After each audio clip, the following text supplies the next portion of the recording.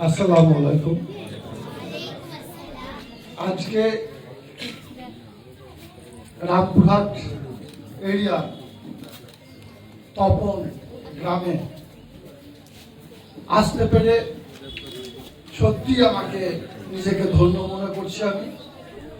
Plus এখানে যেসব গুণীজনদের সান্নিধ্যে আসতে পেরেছি, এটা একটা গর্বের বিষয়। আজকে মঞ্চ উপবিষ্ট আছেন সৈয়দ আব্বাস আলী সাহেব, যার প্রচেষ্টায় এই প্রতিষ্ঠানটা গুটি গুটি পায়ে প্রায় 2 বছর অতিক্রান্ত হয়েছে। এখানে উপস্থিত আছেন পঞ্চায়েত সমিতির সভাপতি, শ্রদ্ধেয় সম্মানীয় আমার ছোট বোনের মতো সাহারা মণ্ডল। উপস্থিত আছেন এখানকার পুলিশ প্রশাসনের কর্তা, যিনি দিবারাত্রি এরিয়ার মানুষকে পরিশ্রম দিয়ে চলেছেন, শ্রম দিয়ে চলেছেন, শ্রদ্ধেয় সম্মানীয় জাহিদুল ইসলাম সাহেব। আছেন আমার ছোট বোনের মতো জেলা পরিষদের সদস্য শিপ্রা কোনাই। আর আজকে যার আমন্ত্রণে আমি এখানে আসতে পেরেছি, বারবার যিনি আহ্বান জানিয়েছেন, এই এরিয়ার বিশিষ্ট সমাজসেবী শ্রদ্ধেয় সম্মানীয় হাফিজ খান সাহেব। এখানে আছেন এই গ্রাম পঞ্চায়েতের প্রধান সাহেবা আলিয়া ফেরদৌস থেকে শুরু করে জেনারেল সেক্রেটারি আছেন কে মুস্তফা সাহেব, আবু বক্কর হাজি সাহেব আছেন এখানে, ওনাকে আমরা সালাম জানাচ্ছি। মোহাম্মদ আলী সাহেব আছেন, মোহাম্মদ এনসি সাহেব আছেন। সর্বোপরি আমার সামনে এই গ্রাম তথা এই এরিয়ার সুবুদ্ধি সম্পন্ন মানুষ এবং গুণীজনরা, যাদের সকলের প্রয়াসে আজকে এই অনুষ্ঠানটা সাফল্যমণ্ডিত হওয়ার পথে। Hasnat social and culture association, যার অধীনস্থ এই হাসনাত গার্লস ক্যাম্পাসের শুভ ভিত্তিপ্রস্তর স্থাপন অনুষ্ঠান, এই অনুষ্ঠানে আগত এবং যতদূর পর্যন্ত মাইক আওয়াজ যাচ্ছে সকলকে আমার আন্তরিক সালাম, শুভেচ্ছা এবং অভিনন্দন জানাচ্ছি। যে জাতি নারী শিক্ষায় উদাসীন, তারা কোনোদিন সভ্যতার উন্নত শিখরে পৌঁছাতে পারে না। নারী শিক্ষার প্রসার এবং প্রচারে যুগে যুগে বিভিন্ন সমাজ সংস্কারক আবির্ভূত হয়েছিলেন। তারা তাদের সাধ্যমতো নারী শিক্ষার অগ্রগতিতে অগ্রণী ভূমিকা পালন করেছিলেন। যেমন সাবিত্রীবাই ফুলে, বেগম রোকেয়া সাখাওয়াত, ঈশ্বরচন্দ্র বিদ্যাসাগর, রাজা রামমোহন রায় সহ অনেক গুণীজন তারা নারী শিক্ষা প্রসারে গুরুত্বপূর্ণ ভূমিকা পালন করেছিলেন। বর্তমান সময়ে শান্তি নোবেল প্রাপক মালালা ইউসুফজাই এর মতো অনেকেই সারা বিশ্বব্যাপী নারী শিক্ষার গুরুত্ব প্রচার করে চলেছেন। তাদের সকলের উদ্দেশ্য একটাই, যে প্রসারিত নারী শিক্ষার মাধ্যমে নারী শক্তির ক্ষমতায়ন এবং তার মাধ্যমে সভ্যতার উন্নয়ন।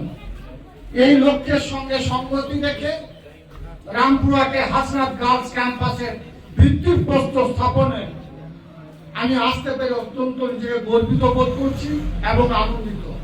কেরালার এই অ্যাসোসিয়েশনের কর্ণধার সহ সকল কর্মকর্তাদের মানবিক উদ্যোগকে বীরভূম জেলা পরিষদের পক্ষ থেকে সাধুবাদ জানাচ্ছি। প্রত্যেক বাবা মায়ের ইচ্ছা তার সন্তান থেকে বা তার সন্তানরা যেন থাকে দুধে ভাতে, কিন্তু যে সমস্ত শিশুদের বাবা নেই, যে সমস্ত শিশুদের মা নেই, যাদের বাবা মা দুজনেই নেই, তাদের কথা কজন ভাবে?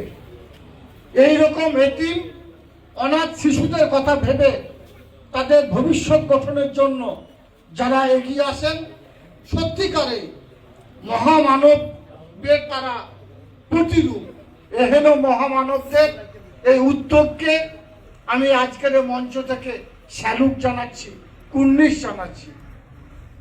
প্রত্যেকটা শিশু নিষ্পাপ হয়ে জন্মায়, তবু তাদের কেউ আদর, যত্ন, ভালোবাসায় লালিত পালিত হয়, আবার কেউ অবজ্ঞা, অবহেলায় বঞ্চিতদের দলে ঠাঁই পায়।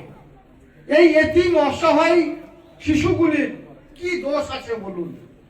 তারা কেন আদর, যত্ন, ভালোবাসা পাবে না? তাদেরও তো অন্য, বাসস্থান, শিক্ষার অধিকার রয়েছে। কিন্তু আমরা তাদের কথা কজন ভাবি?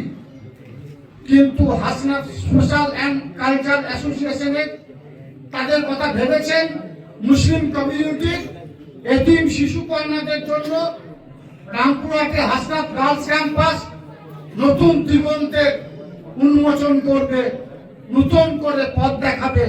এই ক্যাম্পাসে অসহায় শিশু কন্যাদের পিতৃ মাতৃ স্নেহে লালন পালন করবে, আদর, যত্ন, ভালোবাসা দিয়ে উচ্চ শিক্ষায় শিক্ষিত করে তাদেরকে সমাজের মূল স্রোতে, মূল পথে অধিষ্ঠিত করবে। এটা অত্যন্ত গর্বের এবং আমাদের কাছে আনন্দের। এতিম অসহায়ের প্রতি যারা জুলুম করেন তাদের উপর আল্লাহ তাআলার গজল যেমন নাসিব হয়, অনুরূপভাবে যারা এতিমদের ভালোবাসেন মহান করুণাময় আল্লাহ পাকের অশেষ রহমত এবং করুণা তাদের উপর বর্ষিত হয়। এতিম শিশু যেমন আমাদের এই মহান উদ্যোগে আজকে আমি সামিল হতে পারে, সত্যি আমি ধন্য হলাম। আগামী দিনে আপনাদের পাশে সব রকম ভাবে আমার সাধ্য মতো সহযোগিতা করার চেষ্টা করব ইনশাল্লাহ। পশ্চিমবঙ্গ সরকারের মাননীয় মুখ্যমন্ত্রী নারী শক্তির ক্ষমতায়নের জন্য গুরুত্বপূর্ণ ভূমিকা পালন করে চলেছেন। নারী শিক্ষা, নারী সুরক্ষার জন্য অসংখ্য জনকল্যাণমূলক প্রকল্প তিনি বাস্তবায়িত করেছেন। জাতি, ধর্ম, মত নির্বিশেষে সকলের জন্য তিনি অবাধিত দ্বার উন্মোচিত করেছেন। শিক্ষাশ্রী, ঐক্যশ্রী প্রকল্পের মাধ্যমে শিশুদের শিক্ষার অধিকারকে তিনি প্রতিষ্ঠিত করেছেন। কন্যাশ্রী প্রকল্পের মাধ্যমে নারী শিক্ষার গতি সঞ্চার করেছেন।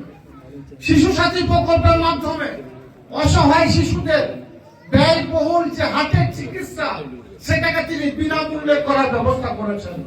রূপশ্রী প্রকল্পের মাধ্যমে বাল্য বিবাহকে রোধ করার চেষ্টা তিনি করেছেন। বাংলার কিশোরীদের এগিয়ে যেতে তিনি সাহস জুগিয়েছেন।